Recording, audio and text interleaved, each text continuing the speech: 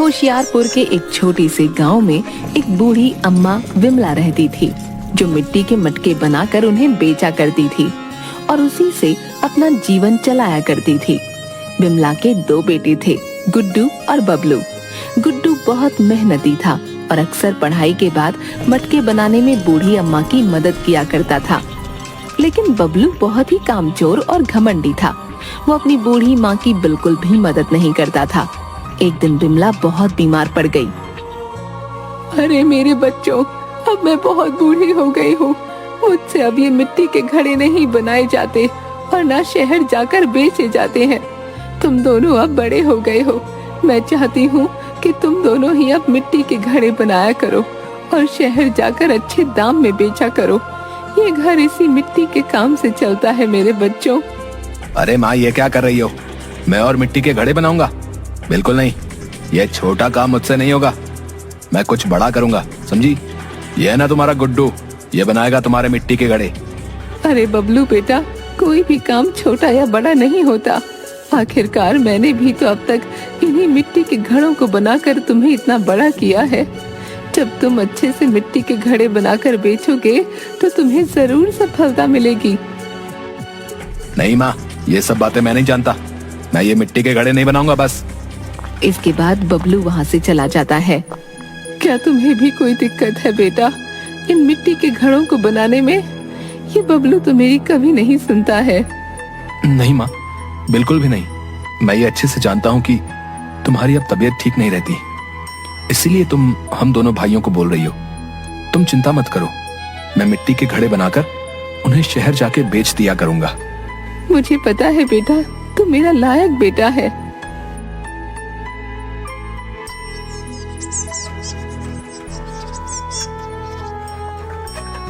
गुड्डू अगले दिन से ही मिट्टी के घड़े बनाने लग जाता है। अरे कुछ नहीं होगा तेरे इन मिट्टी के घड़े बनाने से, समझा? कोई नहीं लेगा ये तेरे मिट्टी के घड़े। बेकार में ही मेहनत कर रहा है तू, समझा? मुझे नहीं पता भैया कि कोई मेरे ये मिट्टी के घड़े खरीदेगा या नहीं, लेकिन इतना पता है कि मुझे कम से कम कोशिश तो करनी ही चाहिए। हाँ ठीक है, कर ले कोशिश है। मुझे क्या ही लेना देना तेरे इन मामूली से मिट्टी के घड़ों से। इसके बाद बबलू वहाँ से चला जाता है।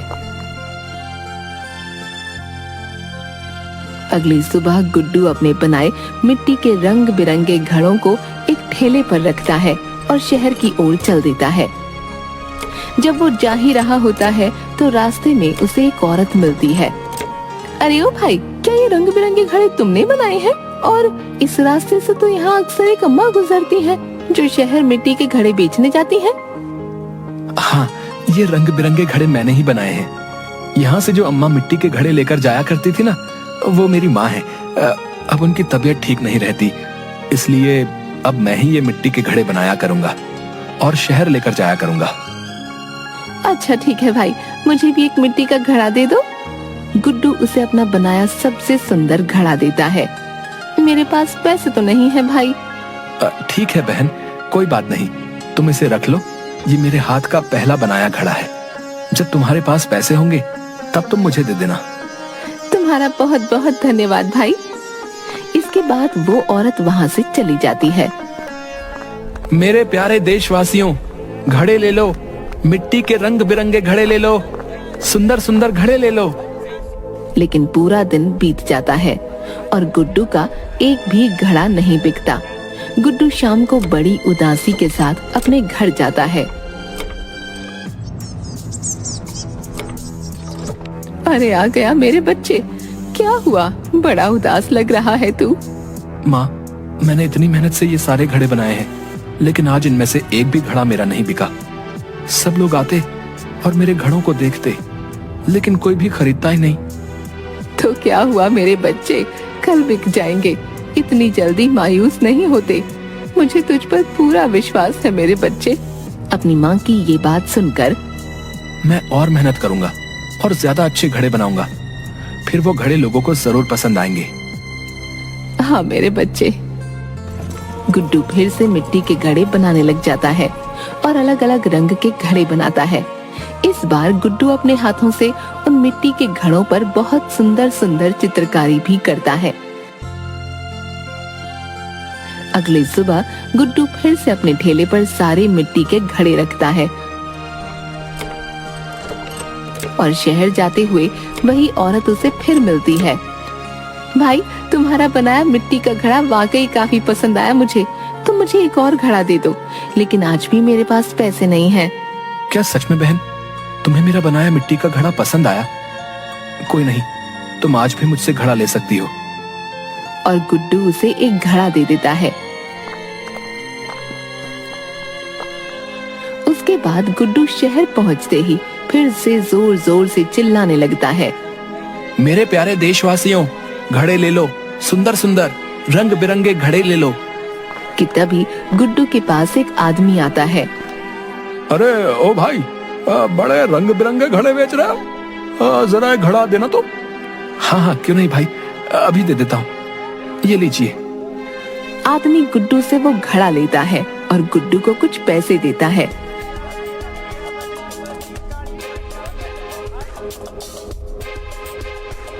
गुड्डू बहुत खुश हो जाता है और अपने घर जाता है।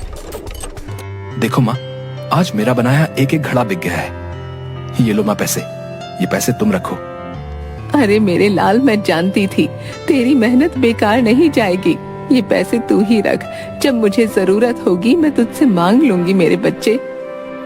ठीक है माँ, तुम कहती हो तो रख लेता हूँ। कि तभी वहाँ पर बबलू आ जाता है। माँ, मुझे थोड़े से पैसे चाहिए, मेरे कुछ दोस्त घूमने शहर जा रहे हैं, मैं भी उनके साथ जाना चाहता हूँ। अरे क्या पागल हो गया है रे तू? आखिर तुझे ये नहीं दिखता कि तेरी माँ मिट्टी के घड़े नहीं बनाती है? मैं तुझे पैसे कहाँ से दूं? एक तेरा भाई है जो दिन रात मेहनत करता है और एक तू है कि कुछ नहीं करता। बबलू को अपनी माँ की ऐसी बातें बिल्कुल भी पसंद नहीं आती। ठीक है ना माँ, पैसे नहीं देने तो ठीक है, मत दे, लेकिन जब देखो गुड्डू गुड्डू लगा रखा है, मैं भी देख लूंगा कोई अच्छा सा काम जल्दी, तब नहीं मांगूंगा तुमसे पैसे। इसके बाद बबलू वहाँ से चला जाता है, लेकिन बबलू को ये बात बिल्कुल पसंद नहीं आई। जब देखो माँ उस गुड्डू की तरफदारी करती रहती है, उस गुड्डू का तो कुछ करना ही पड़ेगा। रात को जब गुड्डू और उसकी माँ सो रहे थे, तो बबलू चुपके से वो सारे पैसे गुड्डू की अलमारी में से चुरा लेता है। अगली सुबह गुड्डू फिर से शहर जाता है, तो उसे वही औरत मिलती है। भाई, मुझे तुमसे फिर से एक घड़ा चाहिए। आज ये 5वां घड़ा है। आखिर तुम इतने घड़ों का करते क्या हो? तुम रोज एक घड़ा लेती हो, लेकिन क्यों? समय आने पर बता दूंगी भाई। ठीक है बहन, जैसी तुम्हारी मर्जी। और गुड्डू उस औरत को एक और घड़ा देता है और आगे चला जाता है। शहर पहुंचकर गुड्डू घड़े बेचने लग जाता है। काफी देर बाद भी कोई उसके पास घड़ा लेने नहीं आता। अब गुड्डू रोज घड़े बनाकर और उन्हें लेकर शहर जाता, लेकिन कोई उसके घड़े नहीं खरीदता। गुड्डू बहुत दुखी हो जाता है। उसके पास एक भी पैसा नहीं था। गुड्डू अपनी अलमारी में देखता है, जहाँ उसने अपने पैसे रखे थे, लेकिन उसे मिलते नहीं हैं। न जाने मेरे पैसे कहाँ चले गए हैं। अब मैं क्या करूंगा? घर पर तो कुछ खाने का सामान ही नहीं है। माँ और भाई को अब क्या खिलाऊंगा? अरे ओ भैया, सुना है तुम बहुत रंग बिरंगे सुंदर सुंदर मिट्टी के मटके बनाते हो, हैं? मुझे 500 मिट्टी के मटके चाहिए भैया, लेकिन सिर्फ कल सुबह तक ही चाहिए। बोलो, क्या दे सकते हो क्या? हाँ हाँ भाई, क्यों नहीं, मैं कल सुबह तक पूरे 500 मटके बना दूंगा। ठीक है भाई, मैं कल सुबह आऊंगा। ठीक है, तुम पूरे 500 मटके बना के रखना। और वो आदमी वहाँ से चला जाता है। जिसके बाद गुड्डू बहुत मेहनत से मिट्टी के रंग बिरंगे घड़े बनाने लग जाता है और पूरे 500 घड़े बना लेता है। ओह, लगता है ये गुड्डू फिर से कुछ करने जा रहा है और माँ के सामने फिर से अच्छा बन जाएगा। नहीं, मैं ऐसा नहीं होने दूंगा। और रात को जब गुड्डू और माँ सो रहे थे, तो बबलू गुड्डू के बनाए कई मटके तोड़ देता है। अगली सुबह गुड्डू उठता है और देखता है कि उसके बनाए 500 मटकों में से काफी घड़े खराब हो चुके हैं। अरे ये कैसे हुआ? अब मैं क्या करूंगा? एक आखिरी रास्ता दिखाई दिया था कुछ पैसे कमाने का। अब कैसे इतनी जल्दी इतने सारे घड़े बनाऊंगा? जिसकी बात वो और दुखी हो जाता है। फिर गुड्डू के पास वही औरत आती है जो गुड्डू से घड़े लिया करती थी। मैं कई दिनों से तुम्हें रोज देखती हूँ, लेकिन तुम दिखते ही नहीं हो, इसलिए मैंने सोचा कि तुम्हारे घर ही आ जाती हूँ। क्या बताऊं बहन, कुछ दिनों से एक भी घड़ा नहीं बिकता, जिसकी वजह से मेरे पास एक भी पैसा नहीं है। घर में बीमार माँ है और भाई है, आगे कैसे होगा कुछ समझ नहीं आता। एक उम्मीद की किरण दिखाई दी थी जिसने 500 मटके बनवाए थे, लेकिन न जाने इनमें से आधे घड़े कैसे टूट गए हैं। अभी वो आदमी आता ही होगा, अब मैं क्या करूंगा। गुड्डू की ये बात सुनकर, तुम दुखी क्यों होते हो भाई? चलो तुम मेरे साथ चलो। लेकिन कहाँ बहन? मेरे साथ चलो तो सही, क्या पता तुम्हारी परेशानी का हल वही हो। जिसके बाद गुड्डू उस औरत के साथ चल देता है।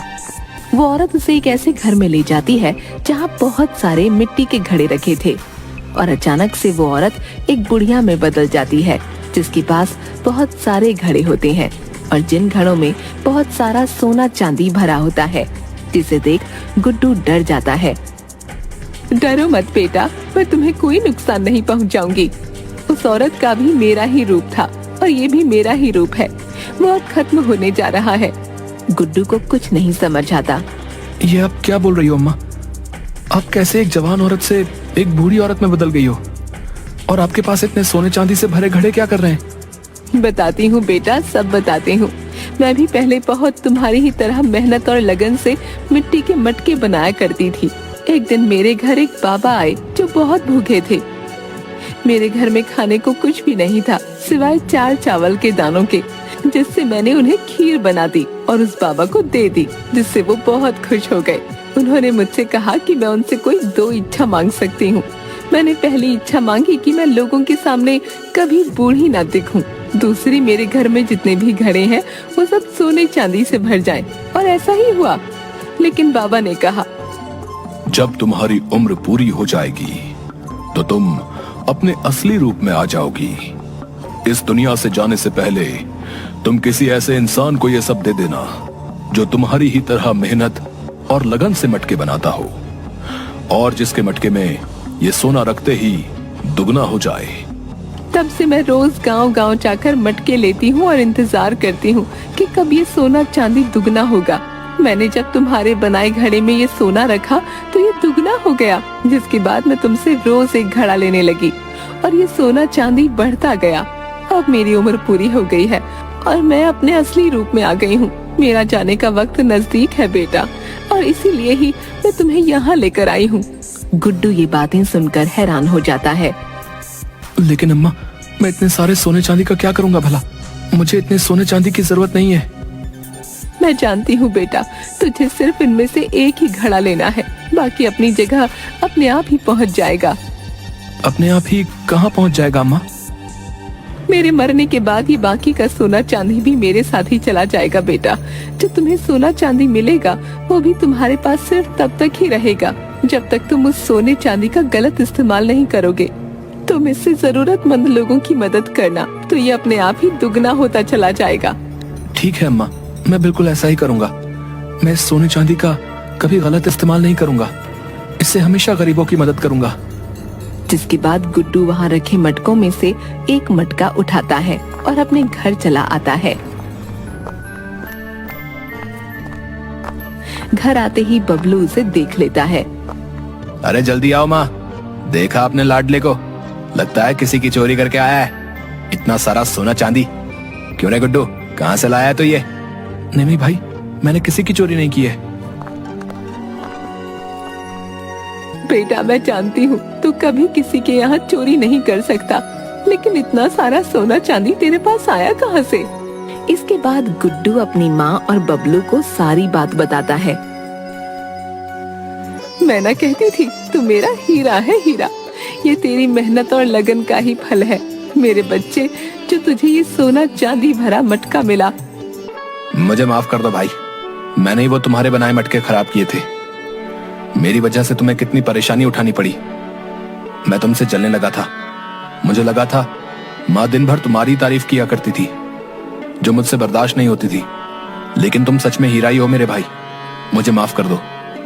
कोई बात नहीं मेरे भाई, मुझे तुमसे कोई शिकायत नहीं है। अब हम दोनों बहुत मेहनत करेंगे और ज्यादा अच्छे मटके बनाएंगे और इस सोने चांदी से जरूरतमंद लोगों की मदद करेंगे।